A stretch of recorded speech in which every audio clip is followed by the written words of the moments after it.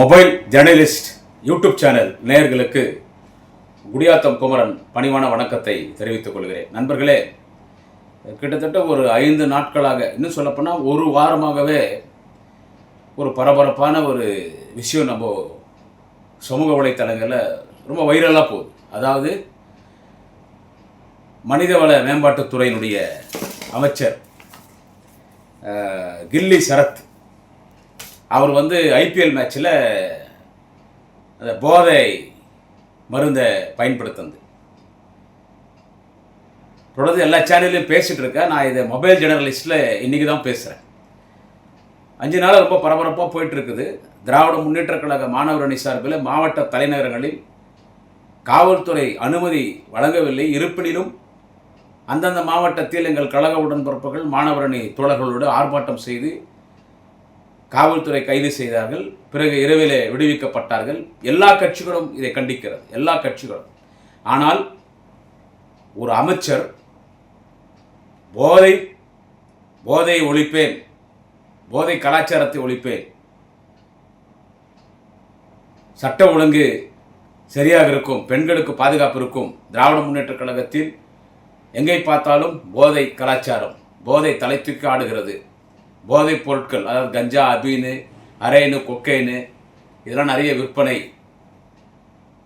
மது அடிமையாயிட்டாங்க, எங்கே பார்த்தாலும் மது கடைகள், சட்ட ஒழுங்கு சரியில்லை, பெண்களுக்கு பாதுகாப்பு இல்லைன்னு இதுதான் தன்னுடைய தேர்தல் பிரச்சாரத்தில் முன்வைத்து, இந்த பிரச்சாரத்தை முதலீடாக வைத்து ஆட்சி பொறுப்புக்கு வந்தவர் தமிழக வெற்றி கழகத்துடைய தலைவர் திரு ஜோசப் விஜய் அவர்கள். ஆனால் இன்றைக்கி இவர் ஆட்சிக்கு கிட்டத்தட்ட 50 நாள் ஆகுது. 50 நாட்களில் எங்கே பார்த்தாலும் போதை, எல்லா போதைப் பொருட்களும் கிடைக்குது. சிறுமிகள் கூட கற்பழிக்கப்படுகிறார்கள், கொலை செய்யப்படுகிறார்கள், சட்ட ஒழுங்கு சரியில்லை. கேட்டால் எனக்கு அவகாசம் கொடுங்க, அவகாசம் கொடுங்க, அவகாசம் கொடுங்கன்னு கேட்குறாரு. சரி, அவகாசம் கொடுத்து ஒரு பக்கம் இருக்கட்டும். நான் என்ன சொல்கிறேன்னா, இப்போ இந்த மனிதவள மேம்பாட்டுத்துறை அமைச்சர் புள்ளி சரத், புள்ளி இல்லை, கில்லி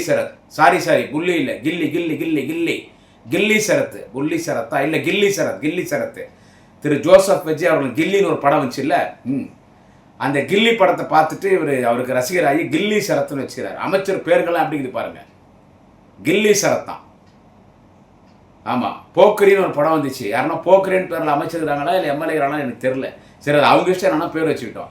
இந்த கில்லி சரத் ஒரு போதை மாத்திரையே நசுக்கி பயன்படுத்திட்டு அவர் என்ன சொல்கிறாருன்னா, என் 2 வயசு குழந்தைக்கு மருத்துவர் இந்த மாத்திரையை கொடுக்க சொன்னார், குழந்தை மாத்திரை முழுங்க மாட்டேன்னு சொல்லிச்சு, அதனால் அதை க்ரஷ் பண்ணிவிட்டு அதை உடைக்கிறார், செல்ஃபோனில் உடைச்சிட்டு அதை எப்படி க்ரஷ் பண்ணுறான்னு கேட்டால் ஏடிஎம் கார்டில் க்ரஷ் பண்ணிவிட்டு இதை நான் குழந்தைக்கு கொடுத்தான்றார். எவ்வளோ அப்பட்டமான பொய். நான் ஒன்று சொல்லட்டுங்களா, எந்த டாக்டரும் 2 வயசு குழந்தைக்கு மாத்திரை கொடுக்க மாட்டாங்க. ஒன்று வேணாம், இது பாருங்க, நான் உங்களுக்கு காட்டுறேன். நான் நேற்று எல்லா சேனல்லையும் டெமோ காமிச்சிட்டேன். ஃபஸ்ட்டு காலையில் 7 மணிக்கெல்லாம் நான் அதை போஸ்ட் பண்ணிட்டேன். அப்புறமா தமிழகம் முழுவதும் எங்களுடைய இயக்கத்தினுடைய மாணவர் அணி தோழர்கள் அதை அப்படியே டெமோ பண்ணி காமிச்சாங்க. இது மாத்திரைங்க, இது நான் சுகருக்கு பயன்படுத்துகிற குளுக்கோமெட்டில் மாத்திரை, சுகருக்கு நான் போடுற மாத்திரை. இது வேறு எதுவும் தப்பாக நினச்சிடாதீங்க. நம்ம புள்ளி சரத்தில், சாரி, நம்ம கில்லி சரத்து கிடையாது, நம்ம குடியாத்த குமரன் தான். இது சுகருக்கு போடுற மாத்திரைங்க. இந்த மாத்திரை, இந்த மாதிரி ஒரு மாத்திரை ஒரு 500 ரூபா நோட்டில் வைக்கிறார். இதில் அமைச்சர் இல்லை, ஒரு 500 ரூபா நோட்டு. அந்த 500 ரூபா நோட்டில் இப்படி வச்சு என்ன பண்ணுறாரு, செல்ஃபோனில் உடைக்கிறாரு இந்த மாத்திரையை. இந்த மாத்திரைங்க இதை எடுத்து இப்படி வைக்கிறாருங்க. 500 ரூபா நோட்டு நான் ஒரு புக்கில் வச்சுருக்கேன். 500 ரூபா நோட்டில் அப்படி வச்சுட்டு செல்ஃபோனில் அவருடைய ஆப்பிள் ஃபோனில் அப்படி உடைக்கிறார், ஐஃபோனில் உடச்சா ஒரு 4-5 துண்டாகும், அவ்வளோதான் மாத்திரை. 4-5 துண்டான ஒன்று அவருடைய கிரெடிட் கார்டு இதில், அந்த கிரெடிட் கார்டை ஏடிஎம் கார்டோ, அதில் என்ன பண்ணுறாரு, இப்படி பண்ணும்போது தூள் ஆகிட்டு, பவுடர் ஆகிட்டுது, அப்படியே அது முகத்துக்கு போடுற பவுடர் மாதிரி ஆகிட்டுக்குது. கேட்டால் செல்ஃபோனில் உடச்சி தூளாகிட்டாராம். இந்த ஏடிஎம் கார்டில் செல்ஃபோனில் உடச்சி பீஸ் ஆகிட்டார் மாத்திரையை. இந்த ஏடிஎம் கார்டு இருக்குதுல்ல, அவரது கிரெடிட் கார்டோ ஏடிஎம் கார்டோ ஒரு கார்டு, அந்த கார்டில் இப்படி பண்ணால் அது ஃபுல்லாக பவுடர் ஆகிட்டு இப்படி தேய்க்கிறார். அப்படி தேய்ச்சிட்டு அப்புறமா என்ன பண்ணுவாங்கன்னா, ஒரு பைப் மாதிரி வச்சு மூக்கில் உருவாங்க. அது மட்டும் காட்டல, அந்த பவுடர் வரைக்கும் வருது. எல்லோரும் பார்த்துருக்கலாம். இதை கேட்டால் அவர் என்ன சொல்கிறாருன்னா, 2 வயசு குழந்தைக்கு டாக்டர் மாத்திரை கொடுத்தாரு, அந்த மாத்திரையை நான் குழந்தை முழுங்க மாட்டேன்னு முழுங்க அடம் பிடிச்சனால அதை நான் உடைச்சேன். இது எங்கன்னா ஐபிஎல் மேட்ச்சு சேப்பாக்கம் கிரவுண்டில் நடக்குது. இந்த வீடியோ லீக் அவுட் ஆகுது. இந்த வீடியோ யார் லீக் அவுட் பண்ணதுன்னா டிஎம்கே ஐடிவிங்கோ இல்லை மற்ற கட்சியெல்லாம் கிடையாது. யாரெல்லாம் டிவிகேவை எதிர்க்கிறார்களோ அவங்கெல்லாம் கிடையாது. டிஎம்கேவோ ஏடிஎம்கேவோ பிஜேபியோ இல்லை டிவிக்கு இது நாம் தமிழர் கட்சியோ இவங்கெல்லாம் யாரும் இல்லை. முக்கியமாக டிஎம்கே ஐடிவிங்க இல்லை. அவர் அந்த கில்லி சரத், அமைச்சர் கில்லி சரத் ஒரு இன்ஸ்டாகிராம் குரூப் வச்சிருக்காரு, வாட்ஸ்அப் குரூப் மாதிரி. அந்த குரூப்பில் இருக்கிறவங்க தான் ஏதாவது பதிவு போட முடியும், அந்த பதிவை பார்க்க முடியும் கில்லி சரத் என்ன போடுறாருன்றது. அந்த குரூப்பில் அமைச்சர் கில்லி சரத்துடைய நண்பர் ஒருத்தர் அந்த குரூப்பில் இருந்த அந்த வீடியோவை போடுறார். இந்த அமைச்சர் கில்லி சரத் அந்த மாத்திரையை உடைக்கிறது, பவுடர் ஆக்குறது, அதாவது அந்த போதைப் பொருளை அவர் பயன்படுத்த போகிறார். அதை வீடியோ பிடிச்சி அவர் இன்ஸ்டாகிராம் அவர் ஃப்ரெண்டே போட்டார். இதுதான் லீக் அவுட் ஆச்சு. இதுதான் விஷயம். நான் திரும்பி சொல்கிறேன், எல்லா டாக்டரும் சொல்லிட்டாங்க 2 வயசு கூட இல்லை. அவன் நேற்று 2 நாளைக்கு முன்னாடி அந்த குழந்தையோட அவங்க மனைவியோட ஒரு பேட்டி கொடுத்தார். குழந்தைக்கு பார்க்கும்போது என்ன, அந்த குழந்தைக்கு ஒரு 3 வயசு 3.5 வயசு இருக்கும், அவ்வளோதான், ஒரு பெண் குழந்தை. எந்த குழந்தைக்கு 2 வயசுல இவ்வளோ பெரிய மாத்திரை தான் அது. இவ்வளோ பெரிய மாத்திரை குடிக்கிறதுக்கு மாத்திரை வந்து மாத்திரை கொடுங்க, அதாவது தண்ணி ஊற்று முழுங்க சொல்லுமான்னு கொடுக்க மாட்டாங்க. ஏன்னா உணவு குழாய், இந்த தொண்டை குழாய் இருக்குல்ல, தொண்டை குழாய், உணவு குழாய், உள்ளே இருக்கிற ஆர்கன்ஸ் எல்லாம் வளர்கிற டைம் அது. உள்ளே இருக்கிற ஸ்டமக் எங்கே போகும், அந்த மாத்திரை நேரம் வயிற்றுக்கு தான் போகும். வயிற்று வந்து வளர்கிற டைம், ரொம்ப சாஃப்டான ஃபுட்டு கொடுக்கணும். குழந்தைங்களுக்கு மெடிசன் கொடுக்கணும்னா என்ன பண்ணோம்னா சிரப் தான் கொடுப்பாங்க. இல்லை ஏதாவது மெடிசன் ஒரு சின்ன மாத்திரை கொடுத்தா கூட அந்த மாத்திரை முழுங்குற மாத்திரை இருக்காது. தண்ணியில் போட்டால் ஆட்டோமேட்டிக்காக அந்த மாத்திரை மெல்ட் ஆகிடும், கரைஞ்சிடும், அப்படியே குளுக்கோஸ் தண்ணி மாதிரி ஆகிடும். அதை குடிக்க வைப்பாங்க ஸ்பூனில். இல்லை லைட்டாக சின்ன இன்ஜெக்ஷன் கொடுப்பாங்க. அதிகமாக சிரப் தான் கொடுப்பாங்க. யாருமே 2 வயசு குழந்தைக்கு மாத்திரை கொடுக்க மாட்டாங்க. எந்த டாக்டர் வேணாலும் கேளுங்க, மாத்திரை கொடுக்க மாட்டாங்க. ஸோ அதில் ஒரு மர்மம் இருக்கிறது. அது பிரச்சனை பெருசான உடனே திமுக மாணவர் அணி மாவட்ட தலைநகர் அணியில் ஆர்ப்பாட்டம் அறிவிக்கிறாங்க. டிவிகே கவர்மெண்ட் போலீஸ்கிட்ட சொல்லிட்டாங்க பர்மிஷன் கொடுக்காதீங்க. பர்மிஷன் கொடுக்கல. இருந்தாலும் எல்லா மாவட்டத்திலும், எங்கள் வேலூர் மாவட்டம் உட்பட எல்லா மாவட்ட தலைநகர் அணியிலும் மாணவர் அணியினர் ஆர்ப்பாட்டம் செய்து நூற்றுக்கணக்கான கழக உடன்பிறப்புகள், மாணவர் அணி நிர்வாகிகள் கைது செய்யப்பட்டார்கள். எல்லாரும் அந்த மாத்திரை டெமோ ஒன்று போட்டாங்க. எல்லா ஊர்லேயும் மாத்திரை வச்சு செல்போனில் நசுக்கிறாங்க, கிரெடிட் கார்டில் க்ரஷ் பண்ணிட்டுக்கிறாங்க. அது என்னான்னு கூட இந்த ஆட்சி காதில் போட்டுக்கல. நாங்கள் விசாரணை கமிஷன் வைக்கிறோம், உளவுத்துறையை நாங்கள் விசாரணை பண்ணியிருக்கிறோம். உண்மை நடந்திருந்தால் நடவடிக்கை எடுப்போன்னு கூட சொல்லலை. விசாரணை கமிஷன் வச்சுருக்கோம், உளவுத்துறை அதை விசாரணை பண்ணிட்டு இருக்கோம்னு சொன்னதோட சரி. இப்போ 2 நாள் ஆயிடுச்சு. நேற்று ஆர்ப்பாட்டம் நடத்தணும், 2வது நாள் 24 மணி நேரம் ஆயிடுச்சு. இது வரைக்கும் எந்த நடவடிக்கை கிடையாதுங்க. அப்படியே இதை மூடி மறைக்க பார்க்குறாங்க. போதையை ஒழிக்கிறேன்னு சொன்னார். போதை ஒழிக்க வேண்டியதுதான், போதை ஒழிக்கப்பட வேண்டியதுதான். ஆனால் ஒன்று சொல்லிட்டா, டாக்டர் காந்தராஜ் அழகாக சொன்னார், யாரே ஆட்சிக்கு வந்தாலும் நான் போதையை முற்றிலும் ஒழிச்சிடுவேன். பெண்களை எவ்வளவும் தொட முடியாது, சட்ட ஒழுங்கு முழுசாக பாதுகாப்புன்னு யாரும் சொன்னாலும் அது ஊரே மாத்திர வேலை, அது முடியவே முடியாது. என்னதான் பண்ணாலும் எங்கன்னா ஒருத்தர் ஒன்று பண்ணிகிட்டே இருப்பார்னு டாக்டர் காந்தராஜ் சொன்னார். பட் அதில் எனக்கு உடன்பாடு இல்லை, முற்றிலும் ஒழிக்கப்பட வேண்டியது தான். ஆனால் அமைச்சரே ஒருத்தர் பண்ணியிருக்கானே, ஏன் ஒரு நடவடிக்கை மாண்புமிகு முதலமைச்சர் திரு ஜோசப் விஜய் அந்த நடவடிக்கை எடுக்கல? 3 நாட்களுக்கு முன் தான் ஒரு மேரத்தான் ஓடுறார். யார்? நமது முதலமைச்சர் திரு ஜோசப் விஜய். போதையை ஒழிப்போம், no drugs, we will ban the drugs, we will run. அதாவது காலையில் ரன்னிங் போவோம், ஓடுறார், நல்லா ஓடினார். கில்லி படத்தில் காலையில் அந்த மதுரை கோயில் எதிர்க்கோ மதுரை கில்லி படத்தில் மதுரை காமாட்சி அம்மன் கோயிலுக்கு ஒரு ரோடு வரும், நிறைய ஷூட்டிங் அங்கே எடுத்துருப்பாங்க. நாங்கள்லாம் மீட்டிங் போனால் அந்த ரோட்டில் தான் ரூமில் தங்குவோம். அங்கே காலையில் ஓடி வருவார், ஜாகிங் வருவார் நம்ம சிஎம் ஜோசப் விஜய் சார். அப்படி ஜாகிங் வருவார், ஒரு ஜெர்கின் போட்டுன்னு மங்கி தொப்பி மாதிரி அப்படி மேலே போட்டுன்னு ஜாகிங் வருவார். அப்போ தான் பிரகாஷ் ராஜ் வந்து திரிஷாவை துரத்தின்னு வரும்போது, அப்போ பிரகாஷ் ராஜோட சண்டை போட்டு திரிஷாவை காப்பாற்றுவார் நமது சிஎம் ஜோசப் விஜயோட. நான் சினிமாவில் வந்த காட்சியை சொல்கிறேன், ஆச்சா. அந்த மாதிரி கில்லி படத்தில் ஓடுற மாதிரி நல்லா ஓடினா. நிறைய படத்தில் ஜாகிங் போவார் நமது சிஎம் ஜோசப் விஜய். ஆதவர்ஜுனா நம்ம சிஎம் ஜோசப் விஜய் நூற்றுக்கணக்கான மாணவர்கள் புஷியானதுன்னு இப்போ ஆரம்பத்தில் ஓட ஆரம்பித்தார். ஒரு 2 நிமிஷம் தான் ஓடுறார், அப்புறம் ஆளுக்கானப்பா வயசாகிடுச்சு ஓர ஒதுங்கியிருப்பார். தப்பு இல்லை, அது எனக்கு 49 வயசு, அது என்னாலே ஓட முடியாதுன்னா 3 கிலோமீட்டர் ஓடினார் நமது மாண்புமிகு முதலமைச்சர் சிஎம் விஜய் சார். 3 கிலோமீட்டர் ஓடினார், 3 கிலோமீட்டர். அதில் இந்த ஆள் கூட ஓடனான்னு நினைக்கிறேன். இந்த புள்ளி சரத், சாரி கில்லி சரத் கூட ஓடனான்னு நினைக்கிறேன். அந்த ஆள் கூட அதில் சரியா தெரில. ஸோ போதையை ஒழிச்சே ஆகணுன்றது வரவேற்கத்தக்கது. இது யார் சொன்னாலும் வரவேற்கத்தக்கது. போதையை ஒழிக்கணுன்றது வரவேற்கத்தக்கது. நீங்கள் ஓடி 2வது நாள் இப்படி ஒரு சம்பவம் தமிழ்நாட்டில் நடக்குது, இதை பற்றி என்னான்னு கூட நீங்கள் கண்டுக்கல, காது கொடுத்து கேட்காம நாங்கள் நடவடிக்கை எடுக்கிறோன்னு சொல்லிட்டு விஷயத்தெல்லாம் வேறு மாதிரி திசை திரும்பி போயிட்டாங்க. இப்போ பிரச்சனை எல்லாம் வேறு மாதிரி போயிடுச்சு. அப்போ இந்த பிரச்சனை என்ன, ஒரு அமைச்சர் வந்து ஒரு போதையை ஒரு போதை பவுடரை பயன்படுத்தியிருக்கிறாரு. அப்போ இந்த பிரச்சனை என்ன? ஏன்னா மக்கள் நீங்கள் எதை பண்ணாலும் மக்கள் மறந்துடுவாங்க, மக்கள் ஏற்றுக்க மாட்டாங்க, மக்கள் நம்மளை முழுசாக நம்பியிருக்கிறாங்க அப்படின்னு இதை எடுத்துக்கலாமா? இது மக்கள் தான் இதுக்கு ஒரு பதில் சொல்லணும். வாக்களித்த இளைஞர்கள், இளம் பெண்கள், மாணவர் சமுதாயங்கள், நீங்கள் தான் இதுக்கு பதில் சொல்லணும்.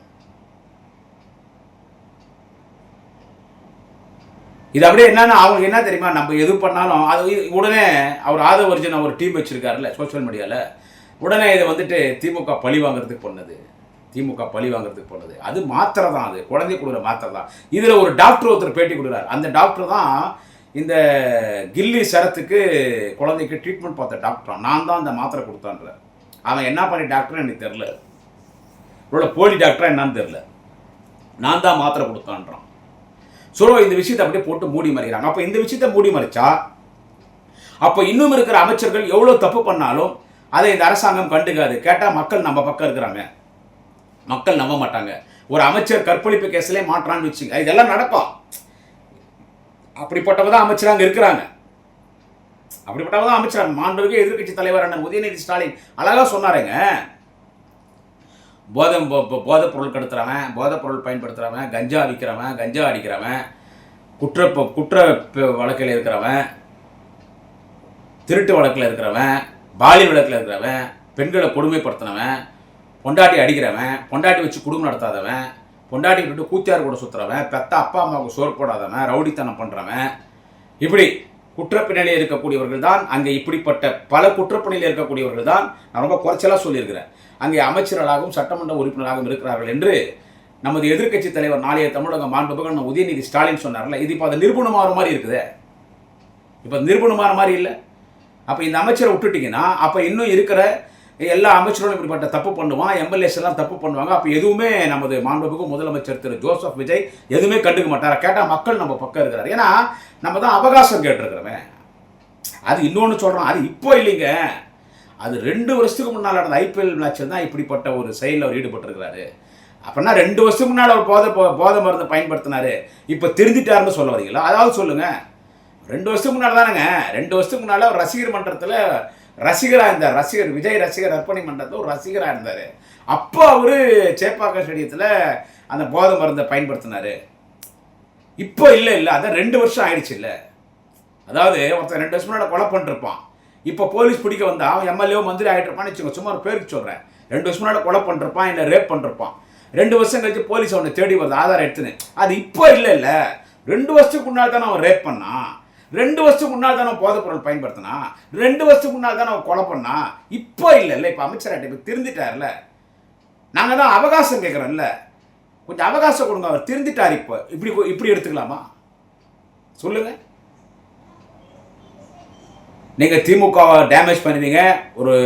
இந்த நாட்டில் முதலமைச்சராக இருந்த ஒரு 52 ஆண்டு காலம் உழைத்த ஒரு மிகப்பெரிய திராவிட இயக்கத்தின் தலைவர், அன்பு தலைவர், என்னாலும் மக்களின் முதல்வர் எங்கள் தளபதி முத்துவேல் கருணாநிதி ஸ்டாலின் அவர்களை நீங்கள் கேலியும் கிண்டலும் செய்வீங்க. அதை பார்த்து நாங்கள் சும்மா இருக்கிறதுக்கு நாங்கள்லாம் கேணினுங்களா? கேட்டால் வழக்கு இதெல்லாம் நாங்கள் வழக்கு கைது இதெல்லாம் நாங்கள் பார்த்தோம். அதுலேயும் நான் நிறைய பார்த்துட்டேன். மற்றவங்க சும்மா இருக்கிற மாதிரி நான் ரொம்ப அடக்கி வாசிக்கலாம் தான் நினைக்கிறேன். ஏன்னா சிஎம் ஆகிட்டார், நிறைய பேர் கேட்குறாங்க என்ன ரொம்ப அடக்கி வாசிக்கிறியான்னு. சிஎம் ஆகிட்டார், மக்கள் முதலமைச்சர் ஆகிட்டாங்க, ஒரு மரியாதை கொடுத்து பேசுகிறோம். அதே மாதிரி தான் அமைச்சரோட கூட தான் ஒரு மரியாதை கொடுத்து பேசுகிறோம்.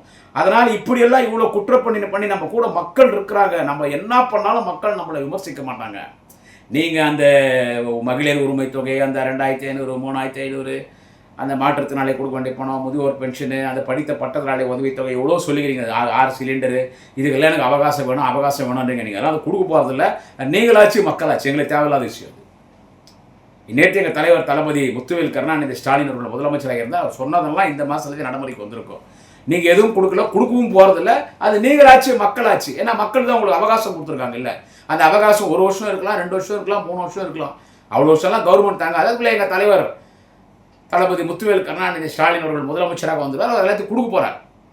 ஸோ மக்களை எப்படியெல்லாம் ஏமாற்ற முடியுமோ அப்படியெல்லாம் ஏமாற்றிட்டு இருக்கிற ஒரு அரசாங்கம் தான் நடந்து கொண்டிருக்கிறது என்பது எல்லாருக்கும் நீங்கள் இந்த எல்லாரும் தெரிஞ்ச விஷயம். ஏன்னா இந்த ஒரு விஷயத்தை பாருங்கள் சார், ஒரு போதைப் பொருளை ஒரு போதையை ஒரு போதை பவுடரை அது என்ன அப்படின்னா அரைனா கொக்கைன்னா அது என்னன்னு தெரியல, ப்ரௌன் சுகரோ என்ன ஒரு ட்ரக்ஸு, அது ஒரு மந்திரி அங்கே யூஸ் பண்ணுறான். அதை அப்படியே திசை திருப்பி மாத்திரை நசுக்கிறதுன்னு சொல்லி அவங்க மனைவி அந்த சின்ன குழந்தையோடு ஒரு மந்திரி வந்து பேட்டி கொடுக்குறாரு. அதை நியாயப்படுத்திட்டு இந்த கவர்மெண்ட் அவனை காப்பாற்றுதுன்னா அப்போ இந்த கவர்மெண்ட்டில் என்னென்ன நடக்கும்ன்றதை நீங்கள் கொஞ்சம் யோசிச்சு பாருங்க. இந்த கவர்மெண்ட்டில் என்னென்ன நடக்கும்? குதிரை பேரம் நடக்கிறது, சட்டமன்ற உறுப்பினர் கூப்பிட்டு ராஜினாமா பண்ணுன்றது, இந்த அரசியலெல்லாம் எங்கே நடக்கும்? இந்த அரசியலெல்லாம் கர்நாடகா நடக்கும், நார்த் இந்தியா நடக்கும். இதோ இது வரைக்கும் 5 எம்எல்ஏ ராஜினாமா பண்ணிட்டான். ஏடிஎம்கேல 5 எம்எல்ஏ ராஜினாமா பண்ணிட்டான். ஓட்டு போட்ட மக்கள் என்ன கேனீங்களா? ஓட்டு போட்ட மக்கள் என்ன கேனீங்களா?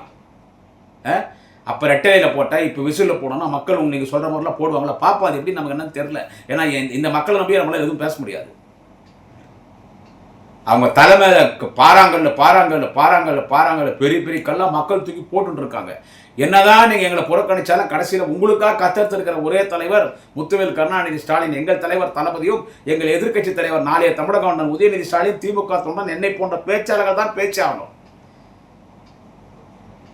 இதுவரைக்கும் 5 எம்எல்ஏ ரிசைன் பண்ணான். 5 எம்எல்ஏ 6 எம்எல்ஏ 6 இடைத்தேர்தல் வரப்போகுது. இன்னும் இப்போ அந்த வேலுமணி, புதுக்கோட்டை விஜயபாஸ்கர், சிவி சண்முகம் இவங்கெல்லாம் பேசிட்டு இருக்கிறாங்க. என்னதான் எடப்பாடி பழனிசாமி பொறுப்பு கொடுத்தாலும் அவங்களுக்கு திருப்தி இல்லையா. இன்னும் அவங்க எத்தனை பேர் ரிசைன் பண்ணிட்டு போய் அந்த டிவிகே கட்சியில் சேர்ந்து இடைத்தேர்தலை சந்திக்க போகிறாங்க நமக்கு தெரியல. அவங்க இஷ்டம், அவங்க எங்கன்னா போட்டோம். ஸோ ஒரு நடிகர் அரசியலுக்கு வந்த பிறகு தமிழ்நாடு அரசியல் எந்த இடத்துல போய் நின்று இருக்குதுன்னு நீங்கள் எல்லாம் யோசிக்கணும். இதெல்லாம் கூட ஒரு பக்கம் இருக்கட்டங்க. அதெல்லாம் அவன் மக்கள் ஓட்டு போட்டாங்க, அவன் எம்எல்ஏக்கிறான், அவன் ரிசைன் பண்ணுறான், அவன் இஷ்டப்பட்ட கட்சிக்கு போகிறான், இடைத்தேர்தல் தெரியும் மக்கள் எப்படி ஓட்டு போடுவாங்கன்னு தெரியல. எனக்கு என்ன மக்கள் விஜய்க்கு ஆதரவாக விஜய்க்கு ஆதரவாக வாக்களிப்பான நம்பிக்கை எனக்கு இல்லை.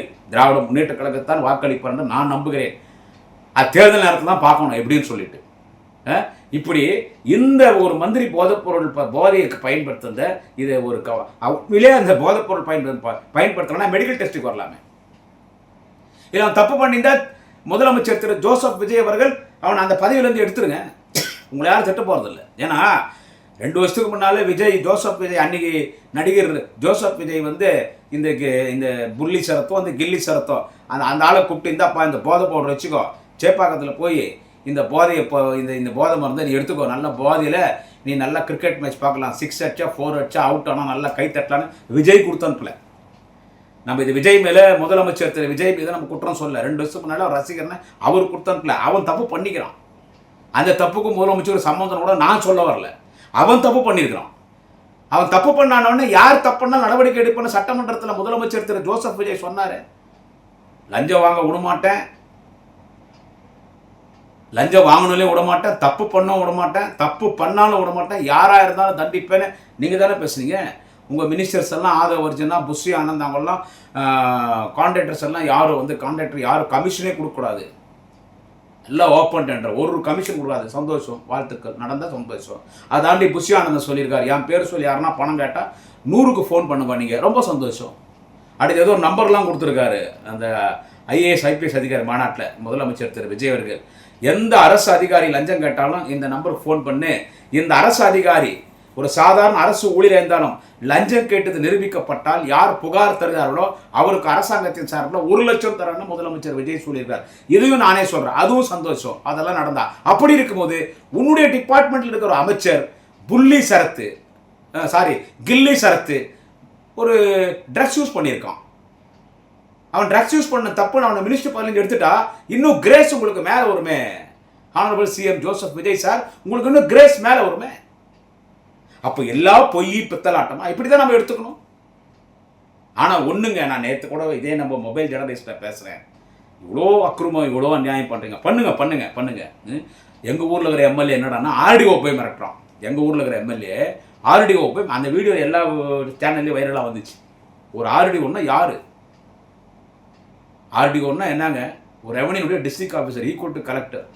ஒரு ஊரில் வந்துட்டு ஒரு எங்கள் கேவிக்குப்பம் தொகுதியில் கள்ளப்பாடியில் ஒரு ஃபாரஸ்ட் டிபார்ட்மெண்ட்டுக்கு சொந்தமான இடத்துல ஒரு வீடு கட்டிட்டாங்க. வனத்துறைக்கு சொந்தமான இடத்துல காடு, வனத்துறைக்கு சொந்தமான இடம்னா அது ஃபாரஸ்ட் தானே. அங்கே கள்ளப்பாடியிலேருந்து பரதராயம் வரைக்கும் காப்பு காடு இருக்குது, பெரிய ஃபாரஸ்ட் அது. அங்கே எல்லா அனிமல்ஸ் இருக்குது, சிறுத்தை இருக்குது, யானை இருக்குது, எல்லா அனிமல்ஸ் இருக்குதுங்க. அங்கே ஃபாரஸ்ட் டிபார்ட்மெண்ட்டுக்கு சொந்தமான இடத்துல வீடு கட்டிட்டாங்க, ஒரு ப்ரைவேட் ஆள் வீடு கட்டாங்க. அது கோர்ட்டில் கேஸ் நடந்து கோர்ட்டில் ஒரு ஃபைனல் ஜட்மெண்ட் வருது. என்னன்னு கேட்டால் இந்த வீடு இடிச்சு தள்ளுமான்ட்டாங்க. ஸோ ஃபைனல் ஜட்மெண்ட் வந்தோடனே ஒரு ஆடியோ வந்து வீடு அடிக்கிறாங்க. அங்கே போய் எம்எல்ஏ போய் ஆடியோ விட்டு தகராறு பண்ணுறாங்க, ரவுடித்தனம் பண்ணுறாரு. எப்படி இடிக்கலாம், எல்லாமே நீங்கள் இப்படி தான் பண்ணுவீங்களா? அவங்க ஆர்டிஓ, அவங்க எவ்வளோ பேர் அதிகாரி அவங்க. அந்த சகோதரி ஒரு லேடி ஆஃபீஸர், அந்த சகோதரி தைரியமாக பேசினாங்க. கோர்ட் ஆர்டர் வந்திருக்குங்க எங்கிட்ட வந்துட்டு கோர்ட் ஆர்டர் இருக்கு. I'm having court order in my hands, so I could obey the court order as officer. நான் இந்த வீடு இடிப்பேன். வாக்குவாதம் பண்ணுறாரு அந்த எம்எல்ஏ போய். இதெல்லாம் நீங்கள் பார்த்துருக்கலாம். இந்த மாதிரி நிறைய சம்பவங்கள். நேர்மன்றீங்க உங்ககிட்ட இருக்கிற எம்எல்ஏங்க மந்திரிங்க பண்ணுறது. நீங்கள் இன்னும் பாருங்கள், இன்னும் போக போக நாட்கள் இதெல்லாம் நீங்கள் இன்னும் என்னென்ன நடக்க போகுதுன்றதை பாருங்கள். இல்லை நீங்கள் இப்பயே அவங்கள கூப்பிட்டு சரி பண்ணுங்க. நீங்கள் நல்லாட்சி நடத்தணும்னு நினைக்கிறீங்க, நல்ல கவர்மெண்ட் கொடுக்கணும்னு நினைக்கிறீங்க, லஞ்சம் இல்லாமல் இருக்கக்கூடாதுன்னு நினைக்கிறீங்க, எந்த தப்பு நடக்கக்கூடாதுன்னு நினைக்கிறீங்க. மக்களுக்காக தான் நான் ஆட்சி பண்ண வந்துக்கிறேன், லஞ்சம் வாங்கக்கூடாது, லஞ்சம் வாங்கினேன்னு விட மாட்டேன், என் பேர் சொல்லி யாருன்னா தப்பு பண்ணால் அவங்களையும் விட மாட்டேன், எந்த கான்ட்ராக்ட்காரும் கமிஷன் கொடுக்காதீங்கன்றாங்க, என் பேர் சொல்லி பணம் கேட்டால் 100க்கு ஃபோன் பண்ணுறீங்க. இதெல்லாம் சந்தோஷம், இதெல்லாம் வரவேற்கத்தக்கதான். இதெல்லாம் சும்மா போலித்தனமான அறிவிப்பா? இப்போ உங்கள் எம்எல்ஏங்க, உங்கள் ஒரு மந்திரி போதைப்பொருள் பயன்படுத்தியிருக்கா, ஒரு எம்எல்ஏ போய் ஆடியோ மிரட்டுறான். ஸோ இந்த சம்பவங்கள் தொடர்ந்து நடந்து கொண்டிருந்தால் இதெல்லாம் பார்த்து கொண்டு எங்களை போன்ற யூடியூபர் சும்மா இருக்க மாட்டோம். ஒரு சட்டமன்றத்திலும் ஒரு எம்எல்ஏ சுற்றி 4 இடத்திலும் 5 இடத்திலும் உங்களை சுற்றி எங்களுடைய யூடியூபர்ஸ், எங்களுடைய சமூக வலைத்தள உங்களை பின்பற்றி கொண்டிருக்கும். எனவே இது மக்கள் தான் ஒரு முடிவு எடுக்கணும். ஆனால் இதுக்கெல்லாம் இந்த மாதிரி ஒரு கெட்டதெல்லாம் நடக்குது. நமது மாண்புமிகு தமிழக முதலமைச்சர் ஜோசப் விஜய் அவரோட நான் உண்மையிலே சொல்கிறேன். நான் என்ன சொல்கிறேன்னா, எலெக்ஷன் முன்னால் என் ஸ்பீச் வேறு, எலெக்ஷனுக்கு பிறகு என் ஸ்பீச் வேறு. மக்கள் உங்களை ஏற்றுன்னு இருக்கான் முதலமைச்சரை. நான் முதலமைச்சர் திரு ஜோசப் விஜய் சொல்கிறேன், இது வரைக்கும் அப்படி போச்சு உங்கள் கவர்மெண்ட்டு. இந்த 40 நாளே என்னவோ நீங்கள் 4 வருஷம் ஆன மாதிரி பரபரப்பாக போகுது. அவ்வளோ குற்றச்சாட்டுக்கள். நீங்கள் பேசுகிற பேச்சு ஒரு சிஎம்எல்லாம் இப்படி பேசக்கூடாது அசம்பிளியில். அது உங்கள் இஷ்டம். அது நீங்கள் பேசினா திமுக வச்சு செய்ய போகுது. என்ன சொல்கிறது, பேசி வந்த கட்சி திமுக ஆட்சிக்கு, பேசி ஆட்சி வந்த கட்சி திமுக. ஆனால் உங்களுக்கு ஒரு கீடு மாதிரி ஆயிடுச்சு முதல்வர் திரு ஜோசப் விஜய் சார். உங்களுக்கு ஒரு கீடு, உங்களுக்கு ஒரு தரித்திரம் அடிச்சிருச்சு. ஏன்னு சொல்லிட்டா அது காரணம், இப்போ எங்ககிட்ட இருக்கிற கூட்டணி கட்சிகள் எல்லாம் கூட்டு போய் தான் நீங்கள் ஆட்சி அமைச்சிருக்கீங்க. கிட்டத்தட்ட திமுகனுடைய ஆதரவால் தான் நீங்கள் முதலமைச்சராக இருக்கிறீங்க.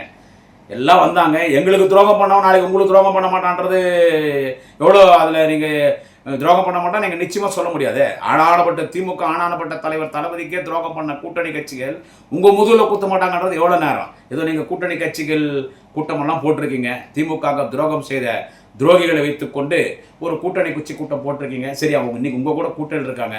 ஆனால் நீங்கள் கடைசியாக ஒருத்தனை சேர்த்துங்க பாருங்க. இங்கே தான் பிரச்சனை Vijay sir, honourable CM Vijay sir.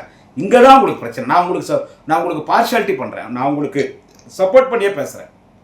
ஏன்னா இத்தனை பேர் வந்தான் காங்கிரஸ், அவன் பரதியை செத்து போனோம். நாங்கள் இத்தனை நாள் அந்த பணத்தை சுமந்தோம். இப்போ அந்த பணத்துக்கு மந்திரி பதவி வரை கொடுத்துக்கிறீங்க, ரைட்டு. அது 7 ஜன்மத்துக்கு அவன் உருப்பிட போகிறதில்ல. அவன் இருக்கான், அண்ணன் திருமாவளவன் இருக்கார், 2 கம்யூனிஸ்டெல்லாம் இவ்வளோ கேடுகட்டத்தனமாக இருப்பாங்கன்னு நினச்சி பார்க்கல. அது ஐஎம்எல்ஏ, அவன் இருக்கிறதுலே நன்றி கட்டவன்.